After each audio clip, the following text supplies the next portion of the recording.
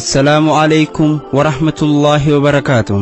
كبجمتوتا هردفتوتا تيفي نور الهدى سجنتا دبري خيستي جبينيا تركان في يودوتا تيفي تتافي فلسطينوني رورو في الراديو بسوف قدن قبابيناني سنيدي سنتوريم أماني فلسطين رورو اتياماتي وفي الراقولة شوداف قبسو هيدانو جل قبوس موتمان انجليز هم نفيدمي قبسو امتا وكام سودان دي هجرام دبلتانيس غنتوتا وراقسا سنتي مكمان شرقرقرا خيسا اتتاتون قبسو سلافي سنجران موتمان انجليزيس كانوا مردفودان امتا فلسطين جملادان دررو اتفوفهم yakka gara jabeenyaa hedduu lammiilee Filisxeen irratti raawwate booda irratti waraanni addunyaa lammaffaan jalqabamnaan yahudoonni hedduun isaanii miseensa waraana mootummaa Ingiliz tahanii waraana leenjifaman mootummaan Ingiliz ammoo yahudoota Awurooppaa irraa gara Filisxeen baqatan irratti uggura godhee ture sababa kanaafis yahudoonni ilaalcha zaayonizimii tarkaanfachiisan mootummaa Ingiliz walitti bu'an mootummaa Ingiliz irraa amantaa waan dhabaniif fuula isaanii gara mootummaa Ameerikaa deebisuu isaanii isiniif dhiyeessinee qophii dabre golomne qophii teenya irraatis asumarraa itti fufnaa nu waliin tura.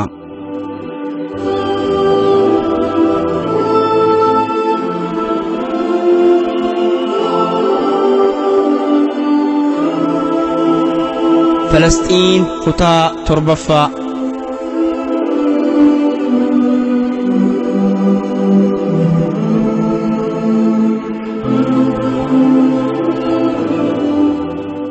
waraanni addunyaa lammaffaan wayita xumuramutti Ameerikaan addunyaa irratti olaantummaa argatte. Haleellaan boombii niwukilaraa biyya Jaappaan magaalaa Hirooshimaa fi Naagasaakii irratti raawwatte ammoo daran akka sodaatamtu isii taasisee jira. Kanaafuu zaayonistoonni olola siyaasaatiin akkaan jajjaboo tahan karoora isaanii galmaan gahuuf gara Ameerikaa fuula isaanii garagalchuun dirqama itti ta'e. Gama birootiin Ingiliz ammoo laaffataa dhufte. eega waraana addunyaa lammaffaatii Ingiliz hedduu waan laaffatteef fudhatamni isiin ummata addunyaa biratti qabdu daran xiqqaatee jira.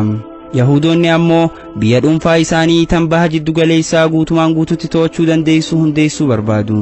Akkasumas uggura mootummaa Ingiliz kan baqattoonni Yahudaa gara dachii Filisxeen deemuu dhorgus akkaan balaaleffatu. Kanaafuu kaayyoo isaanii kana hunda bakkaan gaachuudhaaf Ameerikaa fira haaraa godhatanii dalagaa isaanii itti fufan. Adeemsi Yahudaa kun garuu lammiilee Ameerikaa tokko tokkoon hin jaalatamne. Jeneraal Patrick Hailii namni jedhamu bara 1943 dachii Filisxeen daawwatee ture. Yeroo sanittis hoogganaa zaayonizimii kan ta'e Ben-Guriyoon waliin wal argee jira. Eega Filisxeen irraa deebi'een booda gabaasa daawwannaa isaa pirezidaantii Ameerikaa yeroo sanii kan ture Rooseveltiif dhiyeesse. Namni kun ajandaa warra Yahudaa eega argeen booda hedduu rifate. Kaayyoo zaayonistootatis qabxii ijoo sadii hin cuunfee dhiyeesse. Gabaasni isaatis gabaabinaan akka asii gadii kanatti dhiyaate. Dhaabbanni zaayonistii kan Filisxeen jiru dalagaawwan armaan gadii kana hojiirra oolchuudhaaf karoorfatee ka'ee jira. Tokko dachii Filisxeen guutumaan guututti saamuun biyya walabaa Yahudootaa hundeessuu yoo barbaachisaa ta'e ammoo Transjoordaan takkaa'uu Urduun itti dabaluudha. Lama lammiilee Arabaa dachii kanneen irra jiraatan cufa isaanii dachii san irraa buqqisuun biyya Iraaq geessanii qubsiisuu. Sadi dinagdee fi siyaasaa baha jiddu galeessaa ummanni Yahudaa olaantummaan to'achuudha jedha. Deeggartoonni zaayonizimii kan mootummaa Ameerikaa keessa jiran gabaasa kanaaf bakka guddaas hin kennine. Inumaa bara 1944 magaalaa Niiw Jersii keessatti walga'iin zaayonizimii guddaan gaggeeffamee ture. Haasoyni waltajjii san irratti godhame cufti biyyi Yahudaa kan olaantummaan baha jiddu galeessaa hooggantu shakkiin malee akka ijaaramtu ibsa. Namni Steven Wise jedhamu biyyi Israa'el jedhamtu hundaa'uu qabdi. Ummanni Yahudaa haqa bilisummaa fi walqixxummaa guutuu akka argatu barbaanna jedhe. Namni Naahum Goldman jedhamu ammoo rakkoo ummata Yahudaa xiyyeeffannaa guddaan furuu qabna jedha. Wanti godhuu qabnu waan tokko qofa. Innis biyya Yahudoota dachii Filisxeen irratti hundeessuu qofa jedhe. Namoonni birootis yaaduma kana jabeessan.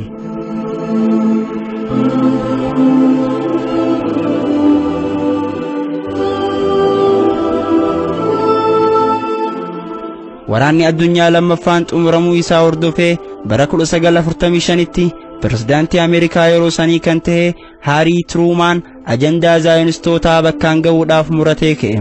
Dalagaa jalqabaa isaatiinis Yahudoonni 100,000 ol ta'an kan Awurooppaa keessatti argaman Filisxeen geeffamanii akka qubsiifaman ajaja kenne.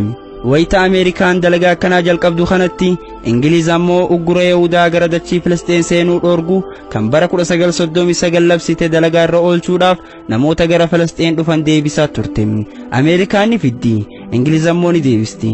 Kanuma hordofee gareewwan milishaa Yahudaa haleellaa garagaraa mootummaa Ingiliz irratti raawwatuu jalqaban. Gareewwan milishaa Yahudaa hedduun tokkummaan hojjechuudhaaf walii galan. Haala kanaan humni warraaqsa Yahudootaa jabaan ijaarame. Hoogganaa Zaayinistootaa kan ta'e Ben-Guriyoon ammoo dureeyyoonni Ameerikaa maashina meeshaa waraanaa ittiin oomishatan akka isaaniif bitan gaafate. Kana booda leenjiinis bal'inaan eegalame. Meeshaan waraanaatiis baay'inaan oomishamuu jalqabe. Wayita Yahudoonni haala kanaan sochii eegalan kanatti hayyoota siyaasaa Arabaa keessaa tokko kan ta'e Muusaa Al-A'laamii biyyoota Arabaa keessa deddeemee gargaarsa gaafachuu jalqabe. Lakkoofsi uummata Arabaa dachaa hedduun lakkoofsa uummata Yahudaa waan caaluuf baqattoota kanneen to'achuu ni dandeenya yaada jedhu maddisiise. Kanaafuu uummanni Arabaatis hidhatee akka ka'u hamilee itti hore. Mootummaan Ingiliz garuu haala kana dhageenyaan hedduu rifate. Wanti hundi to'annaa isaa jalaa bahaa akka jiru hubate. Sababa kanaaf lammiilee Ingiliz kan miseensa waraanaa hin ta'in kan dachii Filisxeen keessa jiraatan hunda Filisxeen keessaa baasuu jalqabe.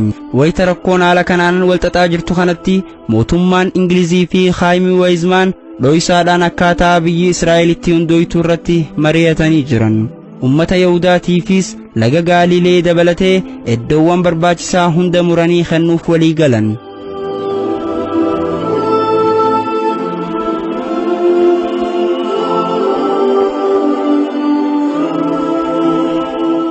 Waraanni Ingiliz kan dachii Filisxeen keessa jiru murtee kanaaf haala mijeessuuf haga danda'een ummata Filisxeen irraa meeshaa waraanaa hiikuu itti fufe. Namoonni hedduunis meeshaa waraanaa seeraan alaa qabatanii jirtan jedhamanii hidhaman. Yeroo waraana addunyaa lammaffaa kanatti hoogganaa Filisxeen kan ture muftii Haaji Al-Amiin biyyoota akka Itaalii fi Jarman daawwatee ture. Kaayyoon isaatis waan tokko, biyyoonni kunneen faallaa Ingiliz waan ta'aniif waraana addunyaa kana yoo mo'atan Ingiliziin dachii Filisxeen irraa naaf ari'an yaada jedhu qabaatu ture. Haa ta'u malee waraanni akka inni yaade san osoo hin taane injifannoo garee Ingiliz keessa jiruutiin waan xumurameef karoorri isaa karatti hafe. Kana booda bara 1946tti muftii Haaj Al-Amiin gara biyya Masr imalee walgahii liigii Arabaa bara san gaggeeffame irratti hirmaate. Ajandaan walgahichaatis waa'ee Filisxeen ture. Walgahiin itti aanu Suuriyaa keessatti godhame. Yeroo uummanni Arabaa haala kanaan socho'aa jiru kanatti haalli Filisxeen keessaatis hammaachaa deeme. Gareewwan Yahudaa garagaraa loltoota Ingiliz irratti haleellaa raawwachuu jalqaban. Boombiin garagaraa guyyaa guyyaan dhukaafaman. Loltoonni Ingiliziis ni ajjeefaman. Gareewwan Yahudaa kunniin baankiilee fi dhaabbilee ummataatiis saamuu eegalan. Hoteelli King David kan magaalaa Al-Quds keessatti argamu hoteela guddicha yeroo sanii ture. Mootummaan Ingiliziis hoteela kana akka wiirtuu bulchiinsaatti itti fayyadama. Biirooleen mootummaa Ingiliziis hedduun isaanii gamoo kanarratti argamu. Haleellaa boombii adoolessa 22 bara 1946tti raawwatameen Jarmeenii gamoo kanaa kan gama kallattii kibbaatti argamu guutumaan guututti akka barbadaa'u ta'e. Namoonni 90 akka ta'anis haleellaa kanaan ajjeefaman. Haleellaan kun garee Ergan jedhamuun raawwatame. Gareen kun hoteela King David qofa irratti haleellaa isaanii hin dhaabne. Bara 1947tti garummaan kun kilabii poolisii Ingiliz irratti haleellaa boombii raawwate. Mootummaan Ingiliz gochaa garee kanaa gochaa shororkeessummaa jedhee waamaa ture. Gareen kun haleellaa isaa hin dhaabne. Loltoota Ingiliz lama ukkaamsee hidhe. Kaayyoon isaatis miseensota isaa 3 kan mootummaa Ingiliziin qabaman hiisisuu ture. Haa ta'u malee mootummaan Ingiliz miseensota garee Ergan waan ajjeeseef gareen kunis guyyaatti aanu loltoota Ingiliz lamaan ukkaamsee ajjeese. Reefka isaanii ooyiruu boqqolloo keessatti fannise. Rakkoon Filisxeen keessa mudatus hammaataatuma itti fufe. Haleellaan shororkeessitoota Yahudaatis ni jabaate. Kabajamtoota daawwattoota keenya, qophii har'aa kanumaan golobna. Inshaallah sagantaa itti aantu keessatti qabxiilee hafan itti fufna. Wassalaamu alaykum wa rahmatullaahi wa barakaatuh.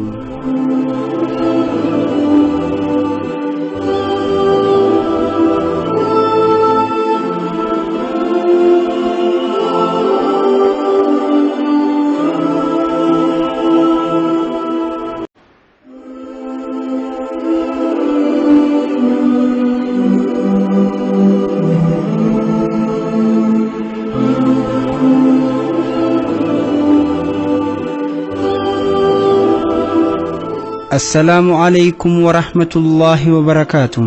Hordoftoota TV Nurra Ludaa qophii seenaa Islaamaa qophii seenaa Falastiin seenessitu tana gabaabsinee osoo seenessinuu kunoo kutaa 8ffaa geenye jirra.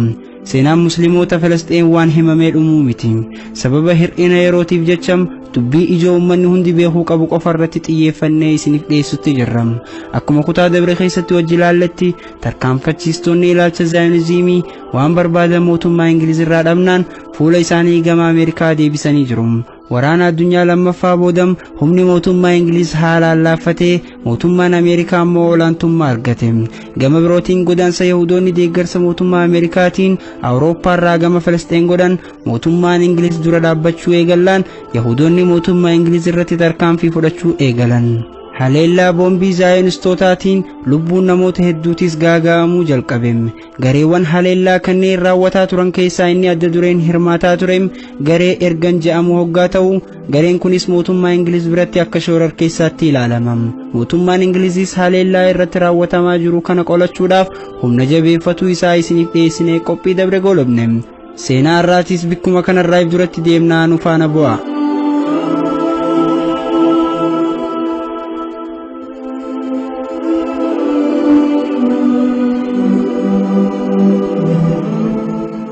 Falastiin kutaa 8ffaa.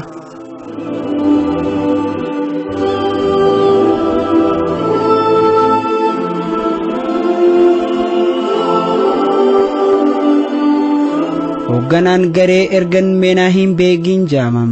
Asxaan garee kanaa ilaalchisummaa waan zaayinistootaa hagamamaa akka ta'e mul'isa. Asxaan isaaniitis kaartaa lafa Falasxiinii fi urduun guutumaan guututti of keessaa qaba. Gubbaa irraan ammoo qawwee qaba. Kunis dachii Arabaa kanneen humnaan qabachuudhaaf kan yaadame akka ta'e mul'isa. Gareen kun lubbuu namootaa galaafatuu cimsee itti fufnaan mootummaan Ingiliz hoogganaa garee kanaa barbaaduu jalqabe. Suuraa isaa bakka hundatti maxxansuudhaan barbaachi itti fufe. Boodarrattis shororkeessaan kun qabamee to'annaa jala oole. Yakki isaatis lubbuu namoota nagayaa galaafatudha. Wanti nama ajaa'ibu namichi kun eega yeroo muraasaaf hidhameen booda hidhaarraa ba'ee waggaa 30 booda muummicha ministeera Israa'el godhamee muudame. Bara 1978tti ammoo namichi kun badhaasa Noobeelii kan nagayaa badhaafame. Hubadhaa, nama lubbuu namoota hedduu galaafatuun yakkamee hidhaa tureetu badhaasa Noobeelii kana badhaafame. Inshaallah waa'ee nama kanaaf duratti bal'inaan itti deebina. Waggaa 8 keessatti gareewwan Yahudaa kunneen haleellaa 500 ol waraana mootummaa Ingiliz irratti raawwatan. Bara 1947tti ammoo gareen Yahudaa kan biraa kan Steengang jedhamu haleellaa guddaa waraana mootummaa Ingiliz irratti raawwate. Dhohiinsa kanaan namoonni 4 ajjeefamuun isaanii kan mirkanaa'e yoo ta'u, namoonni hedduun ammoo achi buuteen isaaniitu dhabame. Guddina dhohiinsaatirraa kan ka'e Daawitiin foddaa gamoo kanarraa caccabe hanga kiiloomeetira 2 faca'e. Muummichi ministeera Ingiliz kan duraan akka biyyi Israa'el hundoytu onnee guutuun hojjetaa ture amma haleellaa Yahudootaa kana balaaleeffatuu jalqabe. Haa ta'u malee haleellaa zaayinistootaa kana dhaabsisuu hin dandeenye. Dhiibbaan mootummaa Ingiliz irra ga'u kallattii hundaan hammaate. Falasxiinitti boombiidhaan loltoota jalaa fixan. Biyya alaatti ammoo tarkaanfachiistonni ilaalcha zaayinizimii kan lammummaadhaan Ingiliz ta'an mootummaan Ingiliz dachii Falastiin gadi dhiisee akka ba'u cinqan. Kunis shira biraati. Ingiliz yoo baate uummanni Falastiin harka duwwaa kophaatti hafam. Kana booda waan barbaadan raawwatuu danda'u. Haala kanaan ji'a gurraandhalaa bara 1947tti mootummaan Ingiliz dachii Falastiin gadi dhiisee ba'uudhaaf murteesse. Dubbi himaan mootummaa Ingilizis amma booda dachii Falastiin keessatti wanti lubbuu lammiilee keenyaa wareenuuf hin jiru. Dalagaa ulfaataa fi lubbuu lammiilee nagayaa galaafatu kanam mootummoota gamtoomanitti ofirraa kannina jedhe. Mootummaan Ingilizis haga balleesse ummata Falastiin harka duwwaatti hambisee biraa bahuu murteesse.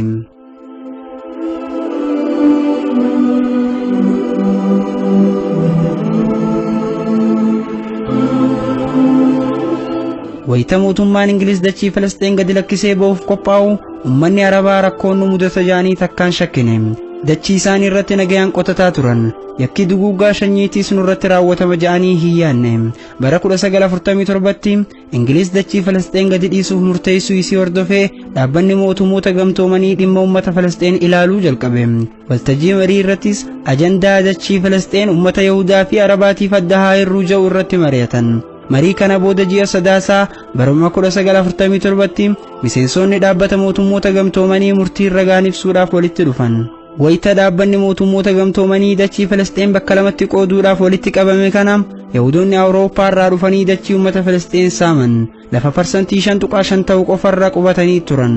Haa ta'u malee akkaataan mootummoonni gamtooman itti qoodem hedduu nama ajaa'ibam. Yahudootaaf lafa parsantii 56 ta'u kannanii ummata Arabaatiif ammoo parsantii 44 qofa hambisan. Magaalaan Al-Quds magaalaa addunyaawaa ta'uudhaan harka mootummoota gamtoomanitti akka galtu taasifame. Magaalaan Jaafa ammoo lafa Yahudootaaf kennamteen marfamtuus tan ummata Arabaa akka taatu godhame. Dachii Gaazaa irraa lafa qonnaaf mijaa'u muranii gammoojjii Sinaa itti maxxansan.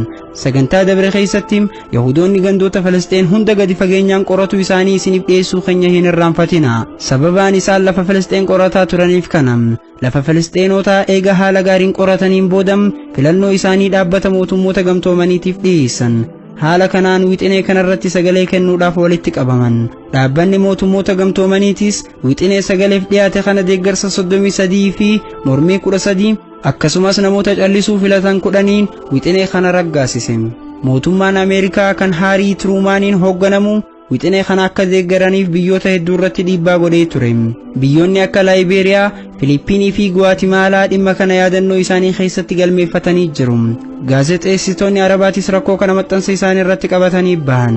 Kana hordofee lammiileen Arabaa biyyoota garaagaraa keessa jiran mormii dhageessisuu jalqaban.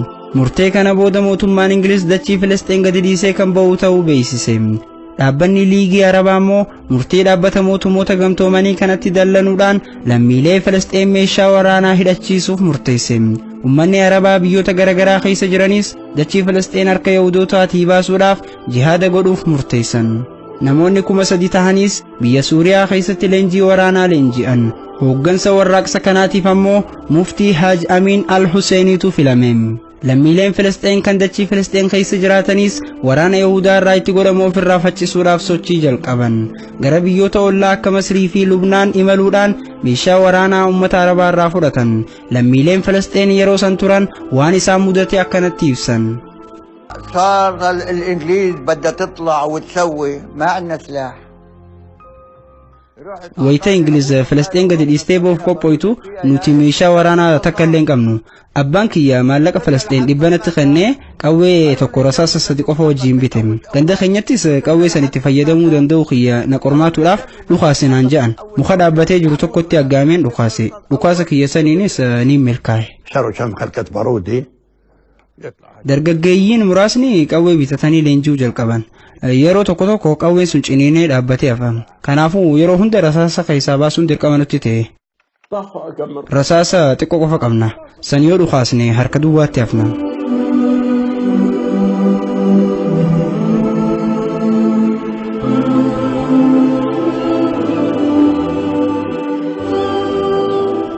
Gama biraatiin ammoo gareewwan milishaa akka Haagaanaa, Isteengaangii fi Ergan meeshaa waraanaa jajjabaan gargaaramaa leenjiiwwan waraanaa garagaraa fudhatu itti fufan.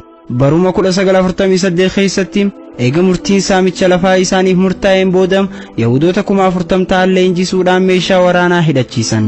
Gama kaaniin ammoo lammiileen Filisxeen 3,000 hin caalan ture. Kanumaahuu namoota warraaqsa Filisxeen kan bara 1939tti mootummaa Ingiliziin ukkaanfame irraa hafantu walitti dhufuudhaan garee kana hundeesse. Achi booda biyyoota ollaa irraa uummanni Arabaa walitti babba'uudhaan garee waraana bilisummaa Arabaa hundeessan. Miseensonni garee kanaatis namoota 4,000 ni ta'u. Gareen kunis nama Fawzii Al-Kawkashii jedhamuun hoogganama. Haala lakkoofsaa fi humna waraanaa yeroo ilaallu Yahudoonni dachaa hedduun uummata Arabaa fi Filisxeen caalanii jiran.